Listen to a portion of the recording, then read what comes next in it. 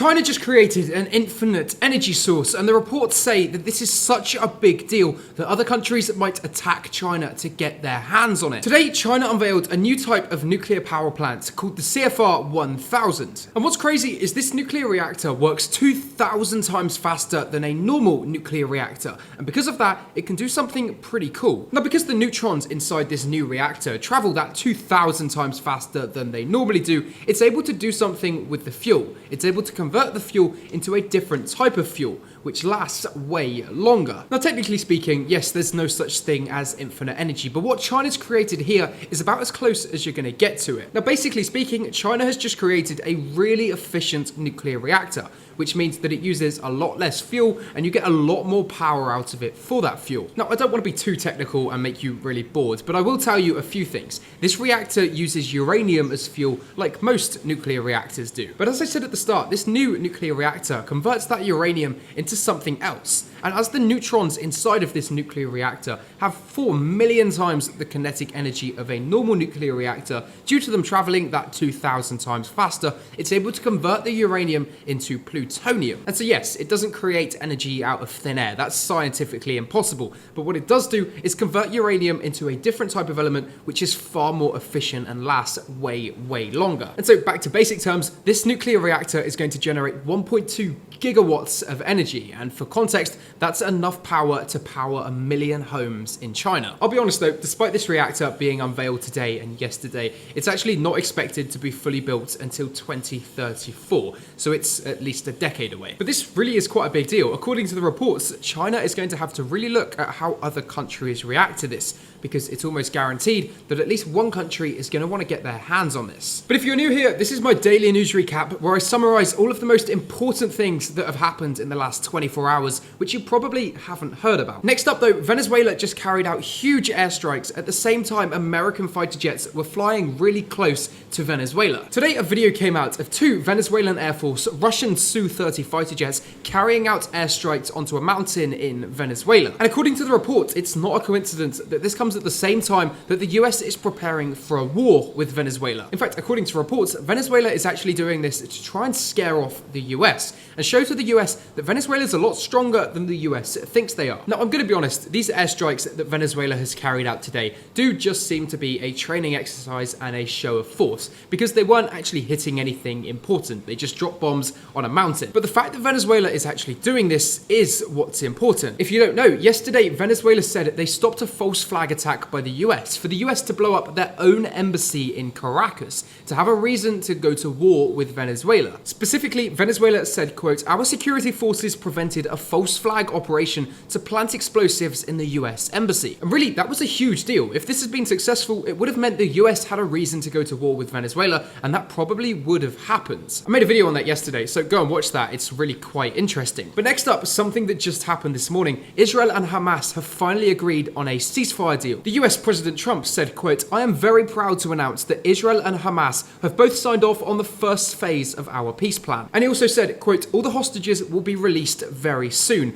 and Israel will be withdrawing their troops to an agreed upon line." Now, more importantly, Qatar, who actually mediated this peace deal, released an official statement on what it involves. And they said, quote, "Today an agreement was reached on the first phase of the Gaza Ceasefire agreements." And they also said, quote, "This will lead to the ending of the war, the release of the hostages and Palestinian prisoners, and it will finally allow the entry of humanitarian aid into Gaza." Now, Qatar did say that more details will be released shortly and over the next few weeks. The reason they haven't all been released now is to ensure the security of this ceasefire deal, to make sure that it doesn't fall through. But it's worth knowing that unlike previous ceasefire deals between Israel and Gaza, this one actually seems like it might work, and even Trump is getting really optimistic about it. In fact, on a surprise announcement, Trump said that he plans to visit the Middle East on Sunday due to this ceasefire deal, now that it's been accepted. Nobody thought that was going to happen, but it suggests that Trump is really positive about this. Now, at the moment, we don't have loads more information about what this deal involves. All we know is that they've agreed to it, and it looks like there's finally going to be peace. But to be fair, it does just seem that this is the first phase that they've agreed on. More things are to come. At the moment, it seems like everybody is just interested in getting the fighting stopped so that people finally stop being killed.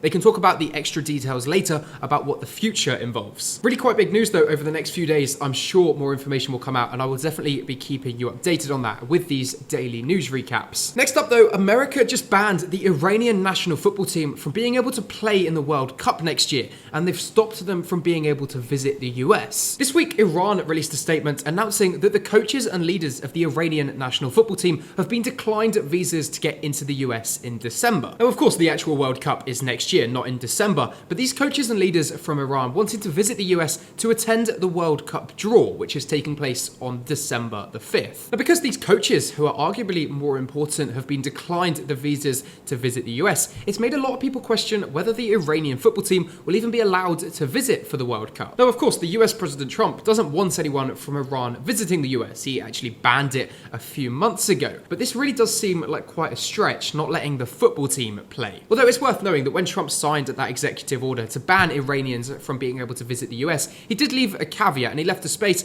saying that Iran might be able to make an exception if it's for a major sporting event, like the World Cup or the Olympics. But it's worth knowing that FIFA did say something different, and they said that they've spoken to the US about this. FIFA said they've already got verification that if Iran qualifies, they're going to be allowed to play in the World Cup, and they will be able to get the visas to play. But of course, it's not up to FIFA. At the end of the day, it's up to the US whether they allow Iran to play and whether they hand out those visas to the Iranian football team. And if they don't let them get visas, then Iran simply can't play in the World Cup. Now, it's early days at the moment, so we don't really know what to make of this. The World Cup isn't until next year, but with the coaches and leaders reportedly being declined visas to come in December, it doesn't bode well for next year. The next point is arguably the most important one, but before I get to that, leave a subscribe because I want to get to 100,000 so that I can put a nice silver play button behind me. That will help out quite a lot. I've always wanted one of them. But anyway, next up, Turkey just really pissed off Russia. For the first time in decades, Turkey has said they're no longer going to be buying Russian gas, and they've refused to renew their contracts with Russia. In fact, instead of renewing their contracts with Russia, Turkey has done the forbidden, and they've placed a $50 billion order for American gas instead. If you don't know, Turkey's current gas deals and contracts with countries like Russia and Iran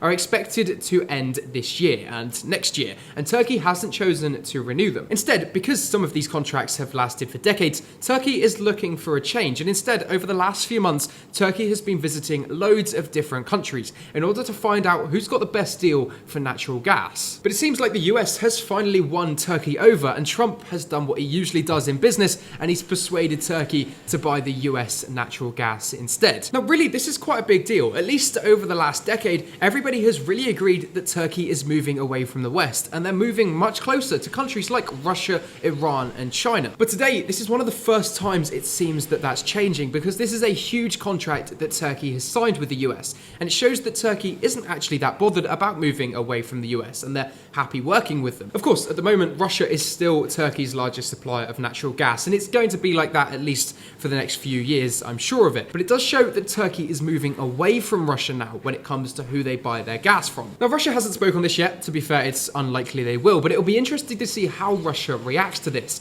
and what sort of deals Russia is prepared to do with Turkey in the future, now that Turkey is more evidently working with the US. And on the point of Russia, I might as well throw it in there. Russia's just been hacked, and hundreds of documents have been released, and some of those documents just proved that Russia did a secret fighter jet deal with Ethiopia. In fact, this comes just days after the same thing happened to Russia again, and files were leaked saying that Russia has done another secret fighter jet deal, but with Iran. Now, that one really pissed Israel off. I spoke about that in one of my short form videos. But this deal with Ethiopia is for Ethiopia to buy 6 Russian Su-35 fighter jets, which are some of Russia's best fighter jets. But what's worth knowing, which is arguably the most important point of this, is that Ethiopia has done this at the same time that they believe Eritrea is going to war with them. If you don't know, just a few days ago, Ethiopia released an official government statement saying that Eritrea is, quote, preparing to go to war with us. Now, I'm not going to go into the history of that war. It would take me fucking hours, except I did make a short form video on it once on TikTok a few months ago.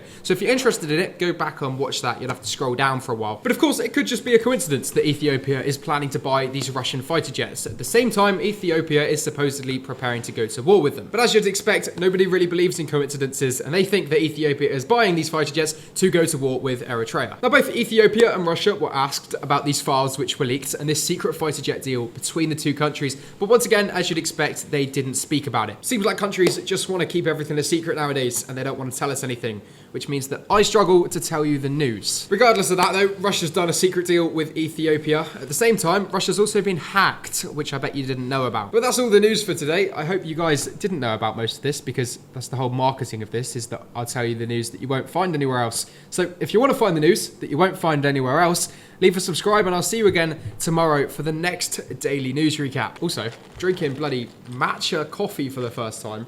And I used to take the piss out of it, but it's pretty tasty. So forgive me, God. It's quite nice.